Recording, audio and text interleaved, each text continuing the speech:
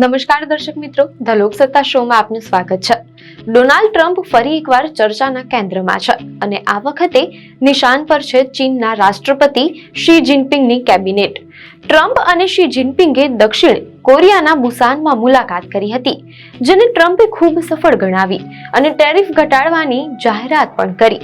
White house ખાતે Republican સેનેટરો સાથેની મુલાકાતમાં ટ્રમ્પે શી જિનપિંગ સાથેની બેઠકનો એક આશ્ચર્યજનક અનુભવ શેર કર્યો। ટ્રમ્પે જણાવ્યું કે શી જિનપિંગ સાથે આવેલા અધિકારીઓ એટલા ડરેલા હતા કે તેઓ સંપૂર્ણપણે મૌન રહ્યા અને તેમને જવાબ આપવાની મંજૂરી પણ નહોતી। ટ્રમ્પે આના આધારે ઈચ્છા વ્યક્ત કરી, હું ઈચ્છું છું કે મારું મંત્રીમંડળ આ રીતે વર્તે। અમેરિકાના રાષ્ટ્રપતિ ડોનાલ્ડ ટ્રમ્પ ક્યારે અને ક્યાં શું કહેશે તેની આગાહી કરવી હંમેશા અશક્ય રહી છે અને તાજેતરમાં તેમણે ચીનના રાષ્ટ્રપતિ શી જિનપિંગ અને તેમની કેબિનેટ વિશે એવી ટિપ્પણી કરી છે જેણે આંતરરાષ્ટ્રીય સ્તરે રાજકીય ચર્ચા જગાવી છે। મીડિયા અહેવાલો અનુસાર વ્હાઇટ હાઉસ ખાતે રિપબ્લિકન સેનેટરો સાથેની એક મુલાકાત દરમિયાન ટ્રમ્પે શી જિનપિંગ સાથેની તેમની મુલાકાતનો એક અનોખો અને આશ્ચર્યજનક અનુભવ શેર કર્યો। ટ્રમ્પે શી જિનપિંગ જેવા મંત્રીમંડળની ઈચ્છા વ્યક્ત કરી હતી જે સંપૂર્ણપણે મૌન રહેતું હોય અને ડરતું હોય। આ નિવેદન માત્ર એક મજાક નહોતું, પરંતુ ચીનના શાસન પ્રત્યેનો તેમનો દ્રષ્ટિકોણ અને પોતાની કેબિનેટ પાસેથી અપેક્ષા શું છે તે સ્પષ્ટ કરે છે। ટ્રમ્પે વ્હાઇટ હાઉસમાં સેનેટરો સાથે વાતચીત કરતી વખતે ચીની રાષ્ટ્રપતિ શી જિનપિંગની સાથે આવેલા અધિકારીઓ વિશેના પોતાના અનુભવો વિસ્તારથી શેર કર્યા।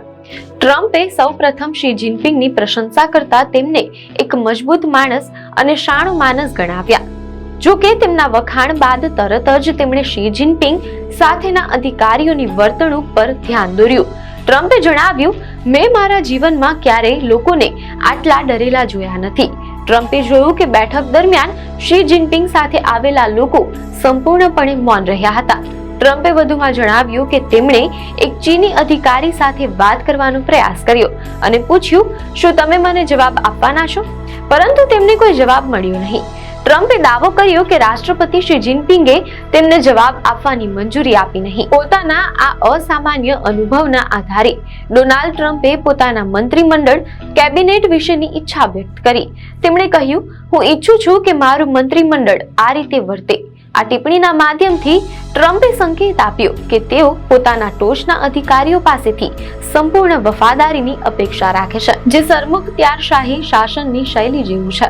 મીડિયા અહેવાલો અનુસાર ટ્રમ્પે ખાસ કરીને ઉપરાષ્ટ્રપતિ જેડી વેન્સને ઉદ્દેશીને પૂછ્યું, તમે આ રીતે કેમ વર્તતા નથી?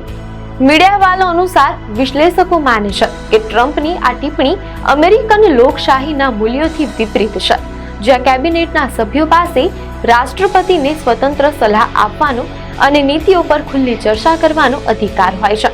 ટ્રમ્પ અને ચીનના રાષ્ટ્રપતિ શી જિનપિંગ વચ્ચેની આ તાજેતરની મુલાકાત દક્ષિણ કોરિયાના બુસાનમાં થઈ હતી। ટ્રમ્પે આ બેઠકને ખૂબ જ સફળ ગણાવી હતી। મીડિયા અહેવાલો અનુસાર ટ્રમ્પે દાવો કર્યો હતો કે આ મુલાકાત બાદ તે ચીન પરના ટેરિફ ઘટાડશે।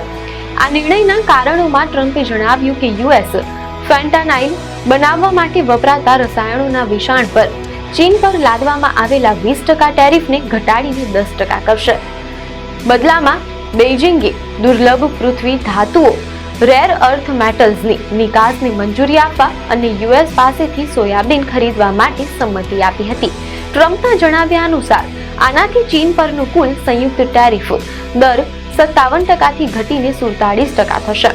મીડિયા અહેવાલો અનુસાર આ મુલાકાત પછી શી જિનપિંગે ટ્રમ્પના કેટલાક દાવાઓને ફગાવી દીધા હતા, જેમ કે ચીન કંબોડિયા અને થાઈલેન્ડ વચ્ચે શાંતિ સ્થાપિત કરવામાં સામેલ નથી। ડોનાલ્ડ ટ્રમ્પની આ ટિપ્પણી માત્ર એક રાજકીય કટાક્ષ નથી, પરંતુ વૈશ્વિક સ્તરે બે શાસન શૈલીઓ વચ્ચેના તફાવતને દર્શાવે છે। એક તરફ અમેરિકન લોકશાહી છે, જ્યાં કેબિનેટ ચર્ચા કરી શકે છે, બીજી તરફ ચીનની સત્તાવાદી શાસન વ્યવસ્થા છે, જ્યાં ટોચના નેતાનો નિર્ણય અંતિમ હોય છે। ટ્રમ્પની ઈચ્છા કે તેમનું મંત્રીમંડળ શી જિનપિંગના અધિકારીઓની જેમ રહે, આ પ્રકારના નિવેદનો ખાસ કરીને યુએસના રાષ્ટ્રપતિ તરફથી અમેરિકન રાજકારણ અને આંતરરાષ્ટ્રીય સંબંધોમાં સતત ચર્ચાનો વિષય બને છે। આમ ડોનાલ્ડ ટ્રમ્પની આ ટિપ્પણી બે વિપરીત શાસન શૈલીઓ, અમેરિકન લોકશાહી અને ચીનની સત્તાવાદી વ્યવસ્થા વચ્ચેનો તફાવત દર્શાવે છે। વૈશ્વિક વેપાર અને ટેરિફના નિર્ણયો વચ્ચે ટ્રમ્પનું આ નિવેદન અમેરિકન રાજકારણ અને વિશ્વ મંચ પર સત્તા અને સ્વતંત્રતાના વિષય પર એક મોટી ચર્ચા જગાવે છે. આપને માહિતી સારી લાગી હોય તો વિડીયોને લાઈક અને શેર કરજો, ચેનલને સબસ્ક્રાઇબ કરજો.